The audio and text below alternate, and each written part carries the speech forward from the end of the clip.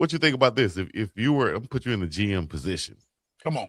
Right now, you have a quarterback you're paying a boatload of money to coming off an injury in Deshaun Watson. You've seen what he could do in the past, right? But you have a guy, Shedeur Sanders, you drafted in the 5th round, but played very well last year, had shown a lot of promise. How do you handle their QB situation coming into this season, knowing that they just drafted a quarterback who broke a lot of combine athletic records, and you still have a guy you drafted in the 3rd round? You're not going to keep 4 quarterbacks. What do you think? How do you handle that situation? Ain't that a hot mess in Cleveland? Ain't that a hot mess, man? That who created Cleveland? They did that. That's not nobody Yeah. else's fault. I mean, Shedeur made it.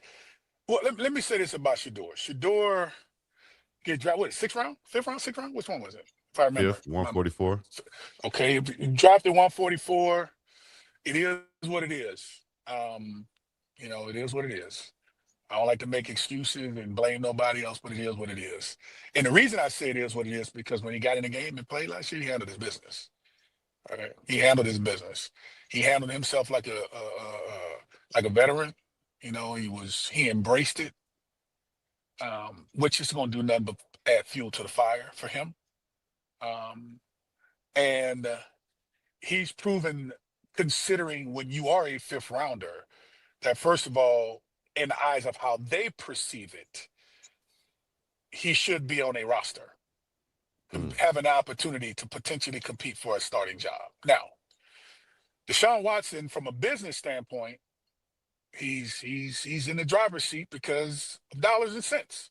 But we know who Deshaun Watson can be based on what we've seen him do. The Gabriel situation, no, I'm not. We don't even address that one. That's him.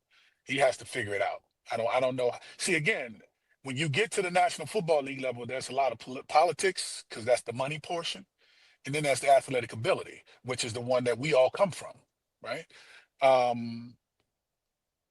There's only 2 quarterbacks I see out of those 3 on that roster. That's Deshaun Watson and Shedeur. That's it. Shedeur has time. He has time. I've seen this ride at the state fair or Six Flags many times. Is you allow Deshaun Watson to do his thing, and Shedeur, who I know he probably respects Deshaun, I know he does, get a chance to learn from that. Now, if Shedeur goes out in the preseason and he balls out, if he gets his chance to run with the ones, it is what it is. I think there's some value in Deshaun if they choose to let him go somewhere else, if somebody would love to grab him, if he shows his body is healthy enough to maintain and sustain whatever it is that he has going on with him, kind of deal.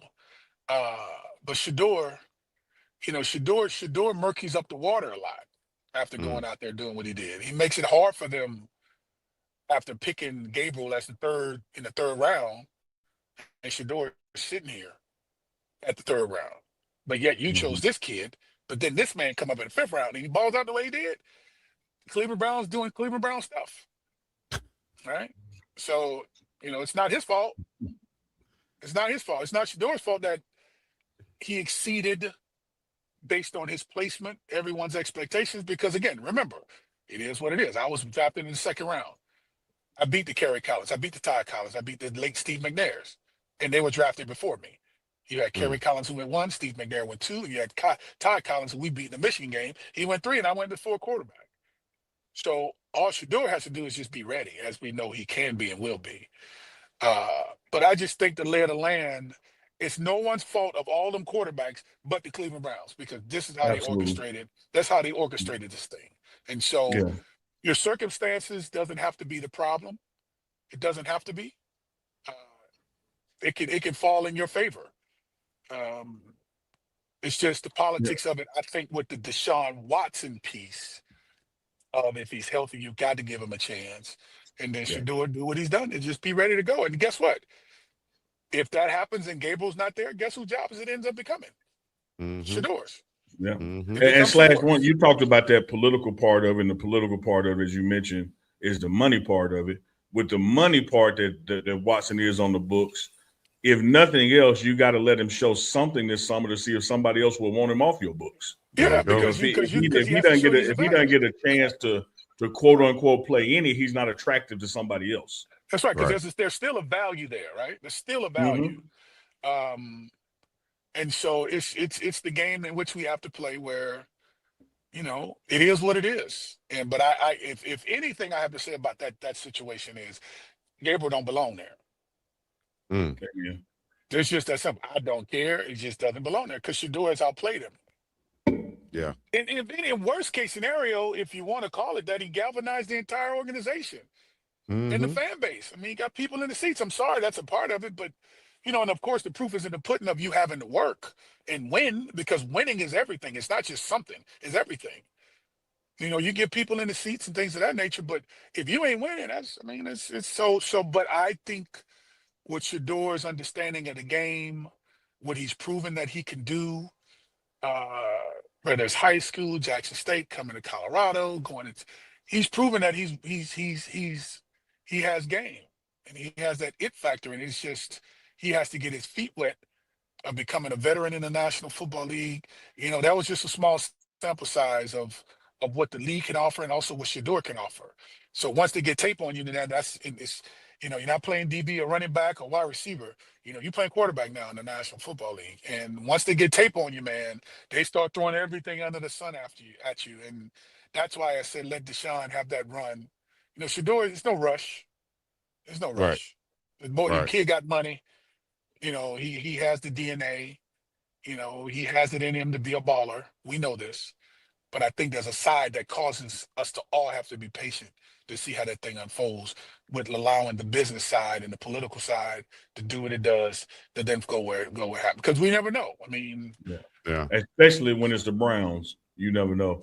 I just realized I asked a Steeler and a former Raven about the Browns. I should have known how he was going to answer that thing. He answered truthfully. He could be former YMCA. He gonna answer truthfully. The Browns did this to the Browns. He said, and then you got YMCA. I like that one.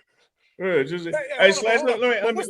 me ask this question. But what's the mascot of that YMCA team? Because the Cleveland Browns are the Dogs, Pittsburgh Steelers the Steelers. What would that mascot for that YMCA team be, Neely? The big dog Chicos. That would be Uncle Neil. And he loved performing the song too. This has been another episode of the Morning Run, TMR Live with Uncle Chico. It's going to be our final landing of the plane. Boom. Cross check. Flight attendants prepare for cross check. Until next time, we're going to be up and about. Peace and melody. Yeah.